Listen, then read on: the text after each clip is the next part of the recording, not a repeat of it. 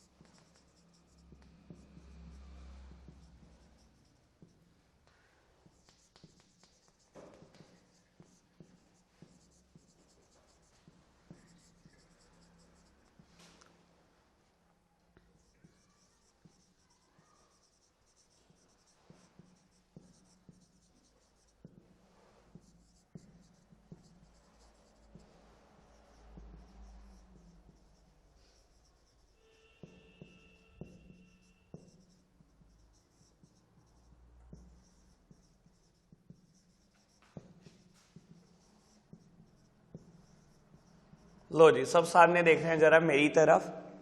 बेटा 5 टाइप्स के where houses हैं, मैंने पांचों के बारे में एक समरी बना दी, मैटर पढ़ने की जरूरत नहीं है। इन समरी टेबल से आप बता सकते हो टीचर को, किसी भी टीचर को, ठीक है। ऑल्दो वो डिफरेंस नहीं क्लियर कर सकते, मैं आपको बहुत आराम से डिफरेंस क्लियर कर दूंगा, ठीक है। 5 तरीके के वेयर हाउसेज है, private warehouse, public warehouse, government warehouse, bonded warehouse and cooperative warehouses. सबसे पहले प्राइवेट वेयर हाउस। बेटा प्राइवेट मतलब हम सब लोग, गवर्नमेंट की इन्वॉल्वमेंट बिल्कुल भी नहीं है, जनरल पब्लिक की बात चल रही है, ठीक है। बेटा हमारी शॉप है, शॉप पे उतना गुड्स नहीं आ पाता, हमने शॉप के आसपास गोडाउन ले रखा है, वेयर हाउस ले रखा है। बेटा owned by private sector and goods also belongs to the private sector, ठीक है। ओके, सिंपल सा। पब्लिक वेयर हाउसेस, बेटा वेयर हाउस तो गवर्नमेंट का है, लेकिन आपने क्या कर रखा है बेटा, किराए पर ले रखा है। गुड्स बिलोंग करते हैं प्राइवेट सेक्टर को, लेकिन वो वेयर हाउस गवर्नमेंट का है, ठीक है। गवर्नमेंट वेयर हाउस कभी देखे हैं? गवर्नमेंट वेयर हाउस क्या बात कर रहे, मैं नहीं मान सकता। आपकी सिटी में आपने पक्का देखा होगा, पक्का। सेंट्रल वेयर हाउसिंग कॉर्पोरेशन, ये वर्ड कभी कहीं जगह देखा है? जनता रोड पर, जहां पर इलेक्शन के बाद काउंटिंग होती है, इलेक्शन के बाद काउंटिंग होती है, बीज गोदाम बोलते हो आप उसको, CWC लिखा है, सेंट्रल वेयर हाउसिंग कॉर्पोरेशन। बेटा क्या स्टोर रहता है? गवर्नमेंट तो बहुत सारा वीट वगैरह ये सब चीजें भी स्टोर करके रखते हैं, ताकि कभी नेचुरल कैलामिटी आ जाए तो वहां से सप्लाई कर सके, ठीक है बेटा। गवर्नमेंट के वेयर हाउस है। अरे बहुत सारे रेलवे स्टेशन पर हैं यार, किसको बिलोंग करते हैं वो? गवर्नमेंट को। गुड्स किसके स्टोर है? गवर्नमेंट के स्टोर हैं, ठीक है ना। बहुत सारी सिटी में रेलवे स्टेशन पर है CWC, ठीक है, बात समझ आई। बॉन्डेड वेयर हाउस, बेटा पब्लिक वेयर हाउस और बॉन्डेड वेयर हाउस में डिफरेंस होता है। वैसे तो आपको ऑल्दो मैटर सेम दिखाई दे रहा होगा, बट डिफरेंस होता है। बॉन्डेड वेयर हाउस बेटा कस्टम पोर्ट पर होते हैं। वेयर हाउसेस कहां होते हैं? Bonded warehouse custom port पर होते हैं। देखो क्या होता है, एक बात बताने की कोशिश करता हूं आपको, ठीक है। बेटा मान लो यहां सब पानी है, ठीक है, वेसल ने यहां आना है और ये पोर्ट है, यहां पर गुड्स उतार रहे हैं, ठीक है। ये एरिया बहुत लिमिटेड है, बहुत लिमिटेड एरिया है। वेसल आया, यहां पर कंटेनर उतार दिए। बेटा आप ये समझ कर चलो, हर 1 घंटे में 5-7 वेसल ने आना है, उन्हें एट एनी कॉस्ट ये इलाका खाली चाहिए, एट एनी कॉस्ट। तो बेटा वो वेसल फटाफट गुड्स यहां उतारता है और ये container with the help of crane warehouses में स्टोर कराए जाते हैं। बेटा वेयर हाउसेस में, बॉन्डेड वेयर हाउसेस में वो गुड्स पड़े हैं जिनके ऊपर अभी तक इंपोर्ट ड्यूटी पे नहीं हुई। Goods belong to the private sector, warehouses government के हैं, लेकिन बेटा कौन से गुड्स पड़े हैं? ड्यूटी पेंडिंग, जिनके ऊपर अभी तक इंपोर्ट ड्यूटी पे नहीं हुई। इंपोर्ट ड्यूटी पे करो और अपने गुड्स छुड़वा कर लेकर जाओ वेयर हाउस से। बात समझ आई? And last one cooperative warehouses, cooperative society पढ़ ली हमने, ठीक है ना। कई बार बेटा क्या होता है, कोऑपरेटिव सोसाइटी को वेयर हाउस की जरूरत होती है, तो कोऑपरेटिव सोसाइटी अपने नाम पर वेयर हाउस खरीद लेती है, और बेटा गुड्स किसको बिलोंग कर रहे हैं? कोऑपरेटिव सोसाइटी को ही बिलोंग कर रहे हैं। बात क्लियर? पांचों तरीके के वेयर हाउसेस समझ आए। अब बेटा function of warehousing, although हो सकता है आपके स्कूल ने कटवा दिया हो, पर हमारा कोई मतलब नहीं है आपके स्कूल से, हम तो पूरा ही पढ़ने वाले हैं। पहला फंक्शन क्या है? कंसोलिडेशन। पहला फंक्शन क्या है? कंसोलिडेशन। चलो अब सब सामने देखेंगे बेटा, ठीक है, समझने वाली बात है, आराम से समझी जा सकती है। सब सामने देख रहे हैं बेटा। कोई कंपनी का नाम ले लो, मान लो उसके 3 प्लांट हैं, जैसे एनसीईआरटी ने डायग्राम बनाया। लो मैं डायग्राम को क्लियर करने की कोशिश कर रहा हूं।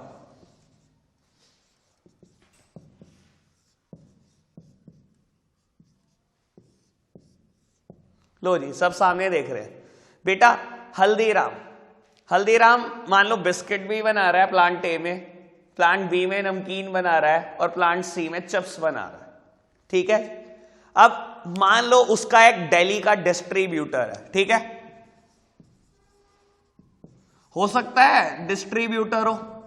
डिस्ट्रीब्यूटर ने ऑर्डर दिया कि हमारे को एक ट्रक चाहिए जिसमें तीनों की क्वांटिटी हो, क्वांटिटी का ऑर्डर प्लेस कर दिया कि पूरा ट्रक भर जाए, इतनी क्वांटिटी चाहिए। अब डिस्ट्रीब्यूटर है, क्योंकि उसको पूरा दिल्ली कवर करना है, उसको एक नहीं ऐसे पता नहीं कितने ट्रक चाहिए होंगे, ठीक है। लेकिन प्रॉब्लम भी समझो बेटा, अगर हम पहले ट्रक को यहां भेजे, वो सामान लोड करके आए, दोबारा प्लांट बी में जाए, फिर लोड करे, फिर प्लांट सी में जाए, आप परेशानी समझ सकते हो, ठीक है। और बेटा प्लांट जनरली ये अर्बन एरियाज में, कोई सिटी के बीच में तो होते नहीं है, ये आउटस्कर्ट में होते हैं। अलाउड है सिटी के बीच में लगा ले प्लांट? अलाउड होता है? आप बताओ अलाउड होता होगा? नहीं होता होगा, पक्का है ना। तो बेटा ये अर्बन आउटस्कर्ट्स में होते हैं या रूरल एरिया में होते हैं। कई बार इंफ्रास्ट्रक्चर फैसिलिटी भी नहीं होती, कि एक बार ट्रक गया, रोड थी नहीं, मिट्टी थी, दस गया वहां पर, 4-5 दिन तो निकल ही नहीं पाया। बेटा ये फैसिलिटीज नहीं होती, इसलिए क्या करती है कंपनीज, जनरली अपने प्लांट से इक्वल डिस्टेंस पे एक वेयर हाउस मेंटेन करती है। कर लिया वेयर हाउस मेंटेन, बेटा इस प्लांट से छोटे व्हीकल की हेल्प लेकर यहां तक गुड्स पहुंचाया, जस्ट लाइक मैक्स, ठीक है। बड़ा ट्रक नहीं जा सकता, छोटा तो व्हीकल जा सकता है। ऐसे ही बेटा इस प्लांट से गुड्स पहुंचाया, ऐसे ही इस प्लांट से गुड्स पहुंचाया।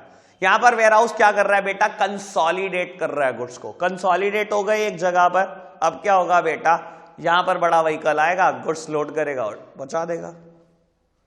क्या किया? कंसोलिडेशन। समझ आई बात? यहां वेयर हाउस का फंक्शन क्या है? कंसोलिडेट करना, गुड्स को इकट्ठा करना। बात ओके? बढ़े आगे। Second one is break the bulk. Second one is break the bulk. लो जी समझाने की कोशिश करता हूं आपको, ब्रेक द बल्क क्या होता है।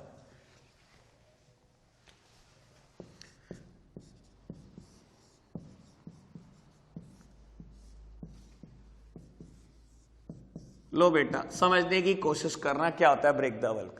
बाबू जिस प्लांट में गुड्स प्रोड्यूस हो रहा है, कभी देखा है वैसे किसी ने किसी फैक्ट्री की शक्ल देखी है? देखिए फैक्ट्रीज। बेटा देखो एक बात बताता हूं, फैक्ट्री में ना स्टोरेज एरिया बहुत कम होता है, क्योंकि फैक्ट्री में बहुत सारी मशीनरी लग रखी है। उन्होंने क्या कर रखा है, कुछ वर्कर के डे नाइट शिफ्ट का काम चलता है बेटा, कुछ वर्कर के सोने का भी इंतजाम कर रखा है। वेयर हाउसेस बहुत छोटे रहते हैं फैक्ट्री के अंदर, उन्हें एट एनी कॉस्ट बेटा वो वेयर हाउस तो खाली चाहिए ही चाहिए। आप गुड्स बनाते रहोगे, फिलहाल वो वेयर हाउस में रखते रहेंगे, कुछ टाइम के बाद बेटा उन्हें वेयर हाउस खाली कराना पड़ेगा, क्योंकि आगे प्रोडक्शन रुक जाएगा वरना, क्योंकि स्टोरेज फैसिलिटी खत्म हो जाएगी। कंपनीज करती क्या है बेटा, प्लांट से गुड्स को वेयर हाउस में स्टोर करती हैं और बेटा कस्टमर तक सप्लाई करने की कोशिश करते हैं इन अ डिजायर्ड क्वांटिटी। मैं समझाने की कोशिश करता हूं आपको। अब एक ही एग्जांपल है, हल्दीराम ने चिप्स बनाए, ठीक है, बहुत सारी कन्फेक्शनरी है हमारे यहां पर, छोटी छोटी कन्फेक्शनरी बहुत सारी है। इन्होंने ऑर्डर दिए, किसी ने ऑर्डर दिए मेरे को 4 पेटी चाहिए, किसी ने बोला 2 पेटी चाहिए, किसी ने बोला 3 पेटी चाहिए। बाबू आप नुमेशकेम से लेकर नुमेशकेम में सोच लो कितनी कन्फेक्शनरी है, कम से कम 10 शॉप होंगी, कम से कम 10 शॉप होगी। ये करते क्या है, मान लो मिलाकर ऑर्डर 50 पेटियों का है बेटा। अब करते क्या है, ये प्लांट से गुड्स को वेयर हाउसेज में स्टोर करते हैं, वो तो करते ही करते हैं क्योंकि वेयर हाउस तो खाली चाहिए ही चाहिए। यहां पर व्हीकल आता है और क्या करता है बेटा, 50 पेटी लोड करता है, स्टार्ट हो जाता है। पहली शॉप 4 पेटी का ऑर्डर था, लो जी। दूसरी शॉप 2 पेटी का ऑर्डर था, लो जी। तीसरी शॉप 3 पेटी का ऑर्डर था, लो जी। मैं आपको कहता हूं और कुछ नहीं देखा, कभी देखा है बेटा मैक्स वगैरह जहां पर जो कोल्ड ड्रिंक लोड करके लाते हैं और कोल्ड ड्रिंक के वो करेट से उतार रहे होते हैं, देखा है बेटा। कन्वेक्शन शॉपर एक आपको पूछता है आपका ऑर्डर क्या क्या था, चाहिए 4 पेटियां थी तो 4 पेटियां कोल्ड ड्रिंक की थी। अगली शॉप पर आपका ऑर्डर क्या था, पूरा का पूरा वो मैक्स खाली करके जाते हैं, सब अनलोड करके जाते हैं क्योंकि वही लाते हैं जो ऑर्डर हुआ होता है। बेटा यहां पर वेयर हाउस क्या कर रहा है, बल्क को ब्रेक कर रहा है, break the bulk. Bulk quantity थी 50 क्वांटिटी, क्या करा उसने, डिजायर्ड क्वांटिटी में लोगों की शॉप्स तक पहुंचा दिया। बात ओके, दोनों बात समझ आई, consolidation and break the bulk. बस अब सफर बहुत आसान है, जल्दी से 4 हेडिंग खत्म कर रहे हैं बेटा। Third one is stockpiling. बेटा स्टॉक पाइलिंग का क्या मतलब होता है, वेयर हाउस क्या फंक्शन परफॉर्म करता है, क्यों बनाया गया warehouse, there is a time gap between the production and the consumption of goods. Stockpile का क्या मतलब होता है, स्टॉक लगाना। बाबू वेयर हाउस का बेसिक फंक्शन है ये, there is some seasonality in every business. हर बिजनेस में कोई ना कोई सीजनैलिटी तो आप मानकर ही चलो बेटा। एक शोरूम है जहां पर हम इलेक्ट्रॉनिक्स बेचते हैं, ठीक है, एसीज। समर तो बहुत बिकता है, विंटर आते आते कहानी गड़बड़ हो चुकी होती है। क्या मेरे को वेयर हाउस नहीं चाहिए, 100% चाहिए। गारमेंट की शॉप है मेरी, ठीक है, गर्मियों में बेटा फैशन अलग है, सर्दियों में अलग है, पता ही आपको। सर्दियों में स्वेटशर्ट की डिमांड, अभी गर्मियां आ जाएंगी बेटा, बहुत सारी स्वेटशर्ट नहीं बिकी, क्या चाहिए मुझे, warehouse. There is some seasonality in every business, तो कहीं ना कहीं बेटा मेरे को स्टॉक पाइल करने के लिए कुछ तो चाहिए ना बेटा, वो फंक्शन परफॉर्म कौन करता है, वेयर हाउस, ठीक है। Fourth one is value added services. लो जी, बहुत बढ़िया बात बताने वाला हूं। वैल्यू एडेड मतलब वैल्यू एडिशन करना। लो समझाने की कोशिश करता हूं कैसे होती है वैल्यू एडिशन। एक एग्जांपल लेता हूं बेटा, आपका काम है गारमेंट्स का, ठीक है, आप जीन्स खरीदते हो दिल्ली से, ठीक है। दिल्ली से जीन्स आती है, पता है कैसे आती है, गांठ बंधी हुई आती है, जींस से गांठ बंधी हुई है, एक ही गांठ में 50 जींस से बंध रखी है, ठीक है, ऐसे ही आती है वहां से आगी जींस से, ठीक है। अब बेटा आप सीधा अपनी शॉप पर नहीं लेकर जाते, देखो मैं बताता हूं। आपने जीन खरीदी एक 500 में, 500 ईच के हिसाब से आपने जीन खरीदी है। आप इन जीन को उतारते हो अपने वेयर हाउस में, जीन्स आ गई, सबकी गांठें खोली गई, वहां पर बहुत अच्छे से प्रेस कराया गया उसको, ठीक है, प्रेस करा दिया, ठीक है। अब बेटा आप कराते हो उसकी लेबलिंग, अपने शोरूम का टैग लगाते हो, ठीक है। मैं XYZ किसी शोरूम का नाम नहीं ले रहा, आप XYZ समझो, शोरूम का लगा टैग, ठीक है। साथ ही साथ आपने MRP प्रिंट करी 1699, 1699, और बेटा क्या करा, रिबन लगा के बहुत अच्छी सी पैकिंग करा दी उसकी, हो गई पैकिंग, ठीक है। 500 रुपए की चीज 1700 रुपए की होगी, दुकान पे से लगाएंगे 20 ऑफ, फ्लैट 20 ऑफ। उनको क्या फर्क पड़ता है फ्लैट 20 ऑफ में, 500 की चीज खरीदी हुई है, 1700 का MRP 20 ऑफ कर भी दिया तो 340 रुपए उड़ा देंगे, 30 भी ऑफ कर देंगे तब भी 1200 रुपए की जीन्स बिक रही है, उनको क्या फर्क पड़ता है। क्या करा उन्होंने बेटा, वेयर हाउसेज ने आपको क्या सर्विस दी, वैल्यू एडिशन। ये सब आप अपनी शॉप पर बैठ के कर सकते थे, टैग लगाने वाला काम, MRP प्रिंट करना, कर ही नहीं सकते। बात समझ आई, पक्की बात। Fifth one is price stabilising, price को स्टेबल रखने की कोशिश करता है। बेटा प्राइस कब स्टेबल रहता है, when demand is equal to supply. यार बोलो, माइक्रो इकोनॉमिक्स पढ़ते हो, मुझे लगता नहीं पढ़ते हो, ठीक है। कब रहता है stable, when demand is equal to supply. लो समझाने की कोशिश करता हूं बेटा, वेयर हाउस का काम होता है प्राइस को स्टेबल रखना, थोड़ा तो करता ही है स्टेबल। एक बात समझो बेटा, समर्स में वाटरमेलन चाहिए आपको, मिलेगा, क्या रेट मिल जाता होगा, सस्ता मिलता होगा या महंगा, बस ये बता दो, छोड़ो रेट के क्या मतलब है, सस्ता मिलता होगा, क्यों, जितनी डिमांड है क्या उतनी सप्लाई है, बस ये बताओ, जितनी डिमांड है उतनी सप्लाई, बल्कि उससे ज्यादा ही होगी, सप्लाई कम नहीं होगी, ठीक है ना। सीजनल फ्रूट है बेटा, समर्स में आता है तो बहुत बढ़िया रेट पर मिल जाता है, ठीक है। सर्दियों में हम मैरिज पे जाते हैं, वाटरमेलन नहीं खाते, खाते हैं, मिलता है, ये बताओ पहले, मिलता है। कैसे मिल रहा है हमारे पास? कहीं ना कहीं स्टोर हुआ होगा, पक्का बताओ, हुआ होगा। कोल्ड स्टोरेज में स्टोर रहता है, पक्का रहता है। ठीक है, हम वाटरमेलन खा पाते हैं बेटा। अब एक लेकिन बात सुनो, उन्होंने डिमांड करी, जिनके यहां पर शादी थी, क्या उतनी सप्लाई है? उतनी सप्लाई क्या? अगर मान लो कोल्ड स्टोरेज ना होते, सप्लाई होती 0, और आप डिमांड कर रहे हो, रेट बहुत ऊंचे। लेकिन वेयर हाउस का काम क्या होता है बेटा? वेयर हाउस से कुछ तो मिल ही जाता है प्रोडक्ट, कुछ तो सप्लाई है ही। हो सकता है आपकी डिमांड के बराबर ना हो, डिमांड ज्यादा हो वाटरमेलन की, लेकिन सप्लाई कम हो विंटर में, लेकिन फिर भी सप्लाई है। इसलिए बोल रहा हूं किसी एक्सटेंट तक वेयर हाउस प्राइसेस को कम कर देते हैं। अगर वेयर हाउसेस ना होते बेटा, प्राइस तो पता नहीं कहां चले जाते सीजनल फ्रूट के। ठीक है ना, अगर डिमांड 100 यूनिट की है तो बेटा 50 यूनिट तो सप्लाई हो ही जाएगी। ठीक है ना, किसी एक्सटेंट तक तो प्राइस को स्टेबल रखने की कोशिश ही कर रहे हैं। ओके, बड़े बात। Last one is financing. बेटा एनसीईआरटी का मैटर मत पढ़ना, मैं समझा रहा हूं क्या चीज है फाइनेंसिंग। एक बात बताओ, जब आप कोल्ड स्टोरेज में, वेयर हाउसेस में गुड्स स्टोर कराते हो किसी के, क्या कोई रिसीट मिलती होगी? कोई तो रसीद देता होगा, ये आपके गुड्स हैं या ऐसी? हाँ, रसीद मिलती है कि पक्का ये गुड्स आपको बिलोंग करते हैं। ठीक है, मान लो बेटा आपने कैश्यू नट स्टोर कर रखे थे। ठीक है, कैश्यू स्टोर कर रखे थे 1 CR के, 1 करोड़ रुपए के। ठीक है, अभी बिक नहीं रहे हैं।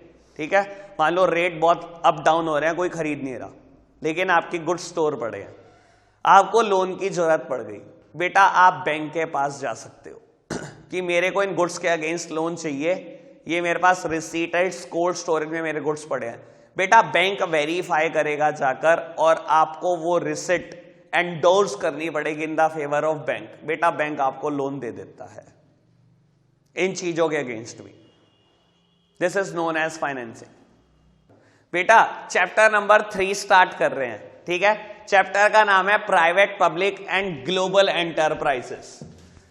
लो जी, बहुत जल्दी से देखेंगे। बेटा चैप्टर का नाम है private, public and global enterprises. अभी सब सामने देख रहे हैं, जरा मेरी तरफ, हल्का सा इंट्रो चैप्टर के बारे में सब सामने देख रहे हैं। पहले बेटा बिजनेस ना, देखो प्राइवेट प्लेयर तो बिजनेस करता ही करता है, सरकार भी बिजनेस करती है।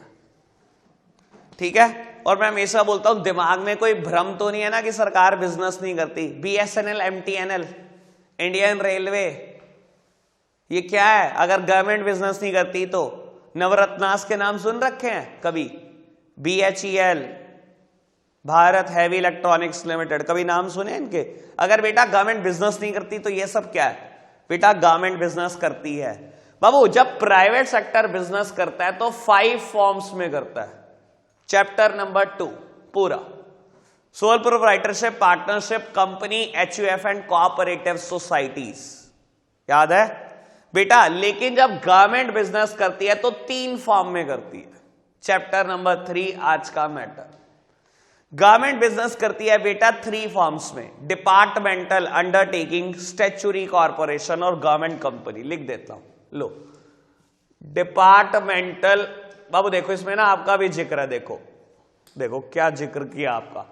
डिपार्टमेंटल अंडरटेकिंग, स्टैट्यूटरी कॉर्पोरेशन और बेटा गवर्नमेंट कंपनी। ठीक है, हमें पहले ये पढ़ना है, इसके फीचर पढ़ने, इसके एडवांटेज, इसकी लिमिटेशन, जस्ट लाइक चैप्टर 2। फिर ये इसके meaning, feature, advantage, disadvantage, advantage, फिर लास्ट वन टॉपिक। अभी ये चैप्टर इतना करने के बाद भी खत्म नहीं होगा, 2 और बड़े टॉपिक रह जाएंगे। वैसे 3 रह जाएंगे, लेकिन 2 बड़े टॉपिक रह जाएंगे, एक ज्वाइंट वेंचर और एक MNC, मल्टीनेशनल कंपनी। ठीक है जी, तो बेटा स्टार्ट विद डिपार्टमेंटल अंडरटेकिंग। पहले इसका इंट्रो बताऊंगा, लेकिन इन तीनों चीजों के लिए एक बात कॉमन है, बता देता हूं। बेटा गवर्नमेंट बिजनेस कर रही है, ठीक है, क्या मिनिस्टर्स इनको अपनी प्राइवेट प्रॉपर्टी समझते होंगे कि नहीं? क्या इंटरफेरेंस होती होगी कि नहीं? 100% बता रहा हूं बेटा, यहां पर भी पॉलिटिकल इंटरफेरेंस है, यहां पर भी है और यहां पर भी है, चाहे कुछ भी लिखे कोई। पॉलिटिकल इंटरफेरेंस हमेशा बनी रहेगी। बेटा मिनिस्टर समझते ही हमारी प्राइवेट प्रॉपर्टी है, गवर्नमेंट की तो है और हम गवर्नमेंट ही तो है, ठीक है, ये तो हमारी प्रॉपर्टी है, जो मर्जी करो। हमेशा पॉलिटिकल इंटरफेरेंस रहेगी, डिपार्टमेंटल अंडरटेकिंग में भी, स्टैट्यूटरी कॉर्पोरेशन में भी और गवर्नमेंट कंपनी में भी। और ये बात मैं कंफर्म कर दूंगा आपको पक्का, अभी पढ़ेंगे धीरे धीरे chapter. Start with departmental undertaking. बाबू नाम ही कैसा है, डिपार्टमेंट, डिपार्टमेंटल अंडरटेकिंग। बेटा इट इज वन और more department of the government. ये है ही क्या बेटा, गवर्नमेंट का एक या एक से ज्यादा डिपार्टमेंट जिसके ऊपर ओवरऑल कंट्रोल किसी ना किसी मिनिस्ट्री का रहता है। लो समझने की कोशिश करो क्या चीज है ये। बेटा हमारी सेंट्रल गवर्नमेंट हो चाहे स्टेट गवर्नमेंट हो, मिनिस्ट्रीज में डिवाइडेड रहती है। कभी सुना है? नहीं सुना? मिनिस्ट्री में डिवाइडेड रहती है पक्का। कभी सुने हैं बेटा होम मिनिस्टर? यार सुने नहीं क्या नाम? सुना है नाम? मिनिस्टर रहते हैं हर मिनिस्ट्री को कंट्रोल करने के लिए। कभी सुनते हैं बेटा आज 24 कैबिनेट मिनिस्टर्स ने शपथ ली, प्राइम मिनिस्टर के साथ 24 कैबिनेट मिनिस्टर ने शपथ ली। सुना है? तो प्राइम मिनिस्टर भी शपथ ले रहा है, 24 कैबिनेट मिनिस्टर्स हैं। वो क्या करेंगे बेटा, उनको एक एक मिनिस्ट्री सौंपी गई है। समझ आई बात? हमारी गवर्नमेंट डिवाइड रहती है मिनिस्ट्री में, और उस मिनिस्ट्री में कहीं ना कहीं कोई डिपार्टमेंट देखने को मिलते हैं, वही डिपार्टमेंटल अंडरटेकिंग है। काम की बात। सेंट्रल गवर्नमेंट डिवाइडेड है मिनिस्ट्री में, ज्यादा नहीं, 2-3 बात तो कर ही लेता हूं।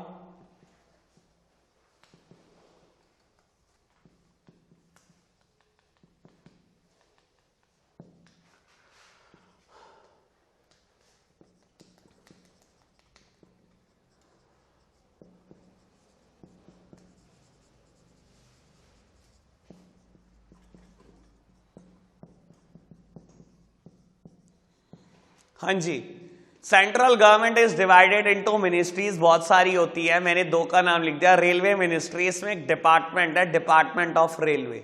ऐसे ही बेटा एक मिनिस्ट्री है मिनिस्ट्री ऑफ टेलीकम्युनिकेशन, एक डिपार्टमेंट है उसमें डीओटी, डिपार्टमेंट ऑफ टेलीकम्युनिकेशन।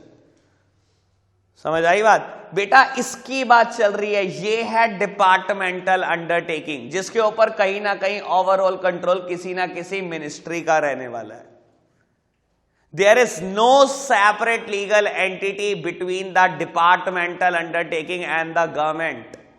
मैं बोल क्या रहा हूं? There is no separate entity. बेटा डिपार्टमेंटल अंडरटेकिंग कह लो या गवर्नमेंट कह लो, they are the one and the same thing. ये दोनों एक ही बात है, कोई अलग अलग बात नहीं है, कोई सेपरेट एंटिटी नहीं है। यानी कि बेटा अगर मेरे को डिपार्टमेंटल अंडरटेकिंग पे केस करना हो तो बिल्कुल वैसे ही केस होगा जैसे गवर्नमेंट के अगेंस्ट होता है। बात समझ आई? मुझे इंडियन रेलवे पे केस करना है, वजह कुछ भी हो, मान लो मुझे केस करना है, वैसे ही केस होगा जैसे गवर्नमेंट के अगेंस्ट होता है। पहले ये बात बताओ कि गवर्नमेंट के अगेंस्ट केस होता है कि नहीं है? यार क्या आधों को तो भ्रम होगा, इंडिया में रह के हम इंडियन गवर्नमेंट के खिलाफ केस कैसे कर सकते हैं? बेटा खाली केस नहीं होता, केस हारती भी है गवर्नमेंट। एक एग्जांपल देकर बताऊंगा आपको फिर कभी। फीचर से स्टार्ट करते हैं, पहले फीचर पढ़ेंगे, देन एडवांटेज, देन डिसएडवांटेजेस। सबसे पहले मैं डिपार्टमेंटल अंडरटेकिंग का इंट्रो पढ़ रहा हूं। The departmental undertaking is considered one of the department of the government. It has no separate existence from government होगा। It has no separate existence, यानी कि there is no separate legal entity between the government and the departmental undertaking, they are the one and the same thing. कहता है it function under the overall control of one ministry of department of government. बेटा मैंने सामने सब कुछ लिखा है, इनके ऊपर ओवरऑल कंट्रोल किसी ना किसी मिनिस्ट्री का ही रहने वाला है। एग्जाम्पल के तौर पर इन्होंने 2 तो ये एग्जाम्पल दिए, एक और एग्जाम्पल दिया। Example is railway, defence and telephone services. बाबू एक बात बताओ, अगर मैं सहारनपुर में मान लो एक बिजनेस स्टार्ट करना चाहता हूं, मैं इंटरनेट सर्विसेज देना चाहता हूं, मेरे को किससे अप्रूवल चाहिए? Always from DOT. मैंने बात भी कर रखी है यहां पर डायरेक्टली। बेटा क्लास ए लाइसेंस होता है पूरी कंट्री के लिए, क्लास बी लाइसेंस आपको 13-14 डिस्ट्रिक्ट के लिए मिल जाता है, और क्लास सी लाइसेंस 1 डिस्ट्रिक्ट के लिए। आप क्लास सी लाइसेंस ले सकते हो, शायद 50,000 रुपए की फीस है, और बैंक गारंटी देनी पड़ती है आपको शायद 20 लाख रुपए की, और उसके बाद आपको क्लास सी लाइसेंस इशू हो जाता है। और उसके बाद बेटा आप क्या कर सकते हो, किसी भी डिस्ट्रिक्ट में इंटरनेट सर्विस दे सकते हो। समझ आई बात? टेलीफोन सर्विसेज के लिए या इंटरनेट सर्विस के लिए आपको इस डिपार्टमेंट से बात करनी करती है, DOT. It is a departmental undertaking. और ये बिजनेस ही तो कर रहे हैं, फीस ही तो चार्ज कर रहे हैं हमारे से सबसे। ठीक है जी, तो बेटा फीचर पढ़ने की कोशिश करते हैं आप। ठीक है, 6 फीचर हैं, फीचर आराम से पढ़ोगे तो मेरिट्स और डीमेरिट्स में दिक्कत नहीं आएगी, मैं हमेशा ये बोलता हूं। ठीक है जी, फीचर ढंग से पढ़ना। First feature, they operate under the overall control of one of the ministry of central और स्टेट गवर्नमेंट। बात क्लियर? यही बात मीनिंग में भी पढ़ चुके हैं कि ओवरऑल कंट्रोल किसी ना किसी मिनिस्ट्री का रहने वाला है। हाँ पक्का। Second one, they are the part of government only, there is no separate entity. पढ़ चुके हैं, ये गवर्नमेंट का ही पार्ट है, कोई सेपरेट एंटिटी नहीं है। Third one, they are financed from the annual budget of the government. बड़े काम की बात। बाबू कहता है इनको फाइनेंस कहां से मिलता है? From the annual budget of the government. हमारे देश में बजट आता है, सुनते हो कभी न्यूज में बजट आ रहा है, इस दिन आ रहा है, वैसे फिक्स है दिन फिक्स है। कौन से डे आता है? First day of February. जब तक यूपीए गवर्नमेंट थी, कांग्रेस की गवर्नमेंट थी, तो लास्ट डे ऑफ फेब्रुवरी था। बीजेपी ने आकर इसको फर्स्ट डे ऑफ फेब्रुवरी कर दिया। अभी आने वाला है बजट, कुछ दिन ही रह गए, 20-22 दिन। ठीक है ना? तो फर्स्ट डे ऑफ फेब्रुवरी को गवर्नमेंट का बजट आता है और गवर्नमेंट बजट से एलोकेट करती है फंड। किस बार हम डिफेंस में इतना पैसा खर्च कर रहे हैं? बेटा न्यूज आती है 5 लाख करोड़ रुपए डिफेंस में दिए। नहीं सुना? नई ट्रेन चलाने के लिए, बुलेट ट्रेन चलाने के लिए 60,000 करोड़ का फंड एलोकेट किया गया। नहीं सुनते क्या बातें? They are financed from the annual budget of the government. पैसे की जरूरत पड़ेगी तो कौन देगा? एनुअल बजट से मिलेंगे गवर्नमेंट के। बात ओके?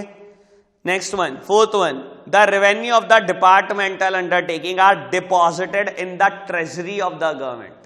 बेटा अगर इन तीनों में से कोई भी रेवेन्यू कमाए, कहता कहां डिपॉजिट होता है? इन the treasury of the government. अब बेटा आप कंफ्यूज हो जाओगे, ट्रेजरी क्या होता है? मैं खजाना, हाँ ठीक है, हिंदी में बोलने और इंग्लिश में बोलने फर्क थोड़ी है, मैं तो मीनिंग जानना चाहता हूं। मैं कौन सा कह रहा हूं, हिंदी में नहीं बता सकते आप इसका मतलब। खजाना है, ठीक है बेटा। देखो एक बात समझाने की कोशिश करता हूं। आप ट्रेजरी को ना अदरवाइज मत लो, it is a bank account. Treasury कुछ नहीं होता, एक बैंक अकाउंट की तरह समझने की कोशिश करो। एक बात बताओ, मैं आपको स्टेट गवर्नमेंट के एंगल से एग्जांपल देता हूं, फिर दूंगा आपको सेंट्रल गवर्नमेंट का एग्जांपल। एक बात बताओ, रजिस्ट्री ऑफिस है सहारनपुर में, रजिस्ट्री ऑफिस है, यहाँ रजिस्ट्री होती होंगी, प्रॉपर्टीज की होती होंगी। एक दिन में करोड़ों रुपए के स्टैम्प पेपर बिकते हैं, वन सिंगल डे में। ठीक है, 1 करोड़ रुपए इकट्ठा हो गया, जिन्होंने भी स्टैम्प बेचे उनके पास पैसा इकट्ठा हो गया। ये पैसे का क्या करते होंगे? अपनी जेब में डाल लो, घर बैठ जाओ ऐसे। बेटा कहीं ना कहीं आपको नहीं लगता कि गवर्नमेंट का कोई अकाउंट रहता होगा जिसमें ये पैसे जमा होते होंगे ऑन डेली बेसिस? जितनी भी आपने सेल करी आपको जमा करानी होती होगी। कहीं ना कोई ट्रेजरर होता होगा जिसके पास आपको ये पैसे जमा कराकर कोई रसीद मिलती होगी। सेम वे बेटा सेंट्रल गवर्नमेंट के साथ है। हमारे यहां पर रेलवे की टिकट के बाहर भी काउंटर है, या रेलवे स्टेशन वाला ही काउंटर है, बाहर नहीं है काउंटर है। वो उनको क्या मिलता है? पर टिकट 1 रुपये मिलता है, पर टिकट 1 रुपये मिलता है, कभी देख लेना। ठीक है, टिकट पे प्रिंटेड रहता है, देख लेना। पर टिकट 1 रुपये मिलता है। मान लो आपने यहाँ से दिल्ली रहना है, टिकट है 70 की, तो वो 71 चार्ज करते हैं आपसे। ठीक है, एक दिन में वो भी लाखों रुपए की सेल कर लेते हैं। अपनी कमीशन मान लो उन्होंने 1000 टिकट बेची, 1000 रुपए वो तो अपने साइड कर लें, बाकी का क्या? बाकी का क्या? कहीं ना कहीं जमा कराना होता, नहीं कराएंगे जमा। ये किसके पैसे हैं? गवर्नमेंट के पैसे हैं। बेटा कहां जमा कराना होता है? इन the treasury of the government. एक बैंक अकाउंट है समझो, उस बैंक अकाउंट में जमा कराना है ताकि गवर्नमेंट तक पैसा पहुंच जाए ऑन डेली बेसिस। तो बेटा एक बात बताओ, अगर ये पैसा जमा करा रहे क्या गवर्नमेंट का रेवेन्यू नहीं बढ़ रहा? कहता है डिपार्टमेंटल अंडरटेकिंग की वजह से गवर्नमेंट के रेवेन्यू बढ़ जाते हैं। अगर मैं लाइसेंस ले लूं सहारनपुर में इंटरनेट चलवाने का, तो 50,000 में मुझे जमा नहीं कराने, किसको मिले? डिपार्टमेंटल अंडरटेकिंग को। क्या गवर्नमेंट का रेवेन्यू नहीं बढ़ रहा उससे? बढ़ रहा है, पक्की बात, क्लियर है। Fifth one, the staff of the departmental undertaking are civil servant and are recruited and compensated as per the rules of civil servant. लो जी, ये भी बात समझने की कोशिश करो। कहता है जो डिपार्टमेंटल अंडरटेकिंग का स्टाफ है वो सब सिविल सर्वेंट है। सिविल सर्वेंट मतलब जनता के नौकर। बाबू देखो एक बात बताता हूं, गवर्नमेंट ने ना सिविल सर्वेंट रूल्स बनाए हुए हैं, जैसे एक्ट बनाए हुए हैं बहुत सारे, वैसे सिविल सर्वेंट रूल्स बनाए हुए हैं। ठीक है, कोई भी सिविल सर्वेंट होगा उन्हीं रूल्स के अकॉर्डिंग रिक्रूट होगा और उसकी कंपनसेशन यानी कि सैलरी और पे पैकेजेस उन्हीं रूल्स में लिखे गए हैं। आपने बेटा कोई सिविल सर्विसेज का एग्जाम क्लियर करना है, कैसे क्लियर होगा, कैसे रिक्रूटमेंट होगा, वो रूल्स में पढ़ो। क्या आपकी सैलरी होगी, उसी रूल्स में लिखा गया है। समझ आई बात? तो बेटा बोलता है किसी भी डिपार्टमेंटल अंडरटेकिंग का स्टाफ हो, उनको रिक्रूटमेंट और कंपनसेशन के रूल्स सिविल सर्वेंट रूल्स में लिखे गए हैं। समझ आई बात? Okay, last one, they can B sued in a same manner as one can file a suit against government। बेटा इनके खिलाफ वैसे ही केस हो सकता है जैसे गवर्नमेंट के खिलाफ हो सकता है, क्योंकि there is no separate legal entity. ये तो मैं बात साथ साथ ही बोल चुका हूं, ठीक है ना। अब तो कोई भ्रम नहीं है ना कि गवर्नमेंट के खिलाफ केस नहीं होता, केस होता भी और गवर्नमेंट केस हारती भी है, ऐसा कोई भ्रम दिमाग से निकाल दो। ठीक है जी, चलो बढ़ते हैं आगे, मेरिट्स पर आते हैं बेटा। मेरिट्स में क्या लिखा है? The control on departmental undertaking is very effective as it is direct and centralised. मैं यही तो जानने की कोशिश कर रहा हूं, what do you mean by direct and centralised? Centralised control क्या होता है? लो समझाने की कोशिश करता हूं। सेंट्रलाइज्ड कंट्रोल होता क्या बेटा? सेंट्रलाइज्ड कंट्रोल पता है किसको बोलते हैं? When decision making power in one hand only या फ्यू हैंड्स ओनली। ये लेवल्स हैं किसी ऑर्गेनाइजेशन में, ये टॉप लेवल है, देन मिडिल लेवल है, देन लोअर लेवल है, देन वर्कर लेवल है, और कुछ भी कह लो। बेटा अगर सारा कंट्रोल यहां से हो रहा है, सारा डिसीजन मेकिंग यहां से हो रहा है, तो हम बोलते हैं सेंट्रलाइज्ड कंट्रोल। सेंट्रलाइज्ड कंट्रोल, ठीक है। एग्जांपल देकर समझाओ। सहारनपुर का डोमिनोज है, मैं पिज्जा खाने गया, ठीक है, मेरे पास कूपन था, ठीक है, मान लो कूपन में था 20% ऑफ, फ्लैट 20% ऑफ, ठीक है, मेरे को याद नहीं है, मैं रियलिटी में मेरे साथ ये इंसिडेंट हो चुका है, ठीक है। तो मैंने क्या करा, ऑर्डर दिया अपने और उनको वो कूपन दे दिया, ठीक है। जो टेलर था वो बिलिंग कर रहा था और उसने मेरे को बिल थमाया। प्राइमा फेशिया, क्योंकि मेरे बिल में बहुत सारी आइटम थी, प्राइमा फेशिया देखकर मुझे बिल ज्यादा लगा, जितना मैं एक्सपेक्ट कर रहा था उतना नहीं था। मैंने देखा कहीं भी कूपन अटैच नहीं किया इसने। मैंने वापस किया बिल, मैंने कहा सर इसमें ना कूपन अटैच नहीं हुआ, ये कूपन अटैच करके नया बिल दो मेरे को। कहता सर अब तो कुछ नहीं हो सकता। मैंने कहा क्यों, क्या हो गया? कहता सर जब हम यहां से एंटर दबा देते हैं तो सीधा ये सेल पोस्ट हो जाती है हमारे हेड ऑफिस में यूएस में, और अगले दिन हमें उतने ही पैसे जमा कराने पड़ते हैं जितनी सेल हो चुकी। समझ में आया कुछ सेंट्रलाइज कंट्रोल क्या होता है? वो बात छोड़ो कि बाद में क्या हुआ, ठीक है, लेकिन ये समझ में आया डायरेक्ट और सेंट्रलाइज्ड कंट्रोल क्या चीज है।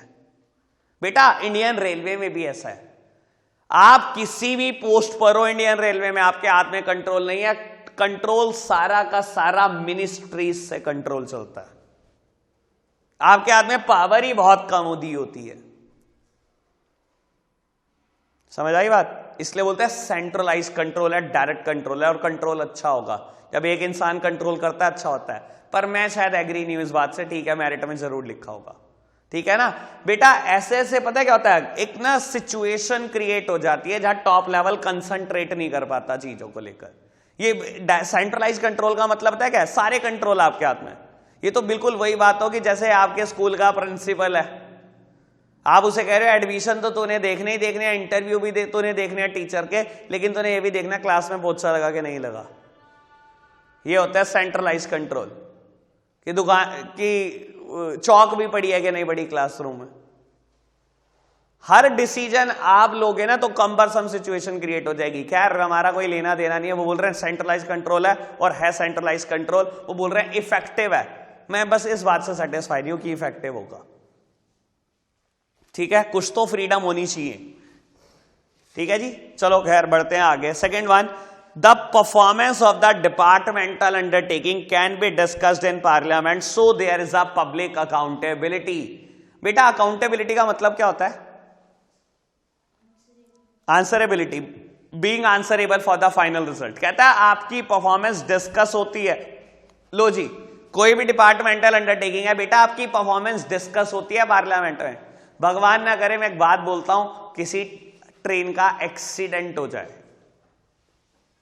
क्या होता है बेटा? ऑपोजिशन खा जाती है पार्लियामेंट में रूलिंग पार्टी को। देखिए कभी हाल पार्लियामेंट के क्या कर देती है ऑपोजिशन, क्योंकि बेटा there is a public accountability. आपकी जवाबदेही तो हर टाइम ही है, जवाब तो आप ही को देना है, क्योंकि रूलिंग पार्टी के हाथ में होती हैं सारी चीजें, आप कंट्रोल कर रहे हो इंडियन रेलवे को, अगर कुछ हो रहा है तो आप ही की गलती है ना बेटा। और पार्लियामेंट में डिस्कस होना भी चाहिए, पब्लिक को भी तो पता चलना चाहिए क्या कर रही है गवर्नमेंट, समझ आई बात। तो हमेशा ही पब्लिक अकाउंटेबिलिटी है, आपकी परफॉर्मेंस पार्लियामेंट में डिस्कस होने वाली है, ठीक है। थर्ड वन, ये सेम है बेटा फीचर जो हमने पढ़ा था, the revenue of the departmental undertaking is deposited in the treasury of government, so these undertaking help to increase the government revenue, ठीक है ना। डिपार्टमेंटल अंडरटेकिंग जितना भी रेवेन्यू कमाती है सारा गवर्नमेंट की ट्रेजरी में जमा होता है, इसलिए गवर्नमेंट का रेवेन्यू भी बढ़ता है, ठीक है। And last one, the activity performance of departmental undertaking can be highly secret because they are the most sensitive area। बेटा देखो क्या कह रहा है, कहता है कुछ डिपार्टमेंटल अंडरटेकिंग है जो बहुत सेंसिटिव एरिया है, उनके ऑपरेशन को सीक्रेट रखना पड़ता है। आप देख लो बेटा, ऊपर एग्जांपल दिया मैं, कौन सा सेंसिटिव एरिया सबसे ज्यादा, रेलवे, डिफेंस या टेलीकॉम? सेंसिटिव कौन सा है? डिफेंस। याद नहीं, डिफेंस नहीं होगा सेंसिटिव, डिफेंस होगा यार नेशनल सिक्योरिटी की बात है यार, आप थ्रेट लाओगे क्या अगर इसको भी सीक्रेट नहीं बताओगे? बेटा आपको पता है, चलो बात करता हूं, सेंसिटिव एरिया है, इनके ऑपरेशन को सीक्रेट रखना पड़ता है, पक्का रखना पड़ता है।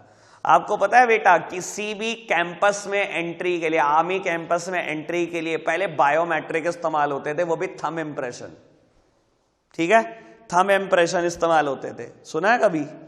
सुना है, ठीक है। तो थंब इंप्रेशन, आपने अपना थंब इंप्रेशन प्रेस किया, कैंपस का गेट खुलता है, आपकी एंट्री होती है, ठीक है।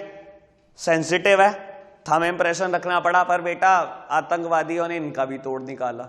कभी हमारे जवान को मार देते थे, उसका अंगूठा काट देते थे और लेकर जाते थे, थंब इंप्रेशन लगा देते थे, गेट खुल जाता था। पता है, ये भी सुना है कभी? ना, ये नहीं सुना। अब बताओ काम की बात आगे। बेटा गवर्नमेंट ने सिक्योरिटी फीचर बदलने शुरू कर दिया। अब क्या है? बायोमेट्रिक ही है, क्योंकि बेटा देखो बायोमेट्रिक से बढ़िया कोई चीज नहीं मिल सकती, ये लगभग यूनिक होती है, मैच करना मुश्किल होता है। बेटा अब रेटिना स्कैन है। आधार कार्ड बनवाते टाइम आपने दिया है? मैं जान नहीं सकता, अगर आप कुछ बोलना नहीं चाहते तो दिया नहीं क्या? मोस्ट सेफेस्ट स्कैन एवर, दुनिया में 6 लोगों से मिलता है बस, रेयर पॉसिबिलिटी, रेयरेस्ट पॉसिबिलिटी, 6 लोगों से मिलता है बस, ठीक है। थंब इंप्रेशन मिलता है कि नहीं? कितने लोगों से मिलता होगा? मिलता है 100% मिलता है। क्या बात कर रहे हो यार, तुम्हें कुछ नहीं पता दीन दुनिया के बारे में। मिलता है, अगर मेरी थंब का है तो हो सकता है किसी की फिंगर का हो, फर्स्ट फिंगर का हो सकता है, और हर लाख में से मिल जाता है, हर 1 लाख बंदे में से मिल जाता है। चलो जी बढ़े आगे। बेटा डीमेरिट्स की बात कर रहे हैं, लिखा हुआ है the departmental undertaking works under strict parliamentary control, this reduces the flexibility and the efficiency of the undertaking. मैं पहले ही बोल रहा था मैं डायरेक्ट कंट्रोल से सेटिस्फाई नहीं हूं, आगे बात। बेटा देखो एक बात समझो, अगर पार्लियामेंट हर चीज को कंट्रोल करने की कोशिश करेगी, मिनिस्ट्री हर चीज को कंट्रोल करने की कोशिश करेगी, तो इन लोगों का क्या जो इतने हाईली एजुकेटेड लोग हैं, आप उनको डिसीजन मेकिंग तो कुछ दे ही नहीं रहे हो। क्या कोई फ्लेक्सिबिलिटी नाम की चीज है कि नहीं है? कुछ तो डिसीजन मेकिंग होनी चाहिए। तो बिल्कुल वैसे हो गया बेटा, आप खुद समझो, मैं किसी बैंक मैनेजर के कैबिन में बैठा हूं और मान लो मैं बैंक का बड़ा रेप्यूटेड कस्टमर हूं और बैंक मैनेजर फोन कर रहा है अपने रीजनल हेड को, सर बड़ा रेप्यूटेड कस्टमर है, चाय पिला दे क्या? वो कह रहा हाँ पिला दो, तो वो चाय मंगा रहा है, वरना चाय ना मंगाता। अरे कुछ तो डिसीजन मेकिंग दो, किसी बात की तो फ्लेक्सिबिलिटी होनी चाहिए। अगर हर बात के लिए वो अपने से अपर लेवल को देखेगा तो आपकी जरूरत क्या है? इतने एजुकेटेड ऑफिसर रिक्रूट करने की जरूरत क्या है? अनपढ़ों को बिठाओ ना, क्योंकि हर बात उन्होंने ऊपर से पूछनी है, फिर पढ़े लिखों की क्या जरूरत है? समझ आई बात? बेटा हर चीज के लिए अगर आप सोचोगे ना मैं बस पार्लियामेंट से पूछ लूं, मैं बस मिनिस्ट्री से पूछ लेता हूं, तो बेटा बस फिर कोई फायदा नहीं है। ये कहीं ना कहीं आपकी एफिशिएंसी खराब कर देंगे। अभी जो आपका दिमाग है ना जो चलता हुआ बहुत है, ये चलना ही बंद हो जाएगा। हर बात के लिए आपको आदत पड़ जाएगी अपने ऊपर वाले से पूछने की। एफिशिएंसी जीरो हो जाएगी आपकी, मॉडर्न आइडियाज खत्म हो जाएंगे 2 साल के अंदर अंदर। ठीक है, चलो आगे बढ़ो। Second point is the departmental undertaking are managed by the government officials, they can be transferred any time, as a result they have a less sense of responsibility and efficiency. और हमेशा ही ऐसा होता है बेटा, हमेशा ऐसा होता है बेटा। डिपार्टमेंटल अंडरटेकिंग के ऑफिसर्स का किसी भी टाइम ट्रांसफर हो सकता है, हो सकता है। They can be transferred at any point of time, yes. बेटा क्या करते हैं, इसलिए बहुत कम sense of responsibility, sense of belongingness नहीं है दिमाग में बिल्कुल भी, कि हम इस चीज को बिलोंग करते हैं, इसके लिए कुछ करें। मैं एक एग्जांपल देकर बताता हूं, डिपार्टमेंटल अंडरटेकिंग के किसी ऑफिसर का नहीं दे रहा, लेकिन समझ में कुछ बात आएगी।